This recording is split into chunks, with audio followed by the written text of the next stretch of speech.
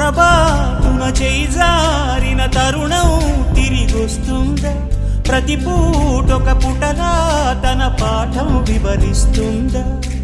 మన కోసమే తనలో తను రగిలే రవి తపనంత కనుమూసిన తరువాతనే పెను చీకటి చెబుతుందా? కడతేరని పయనాలెన్ని, పడదోసిన ప్రణయాలెన్ని అని తిరగే ఛాయా చరిత పుటలు, వెను చూడక ఉరికే కథలు, తమ ముందు తరాలకు స్మృతుల చితులు అందించాలా ప్రేమికులు. ఇది కాదే విధిరాత, అనుకోదేం ఎదురీత.